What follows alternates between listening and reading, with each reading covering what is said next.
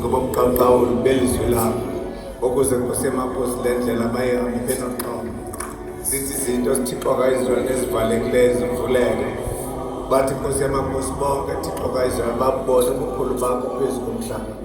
Bakwazi Nkosi yamakhosi uba ukukho izolo kusekhona namhlanje.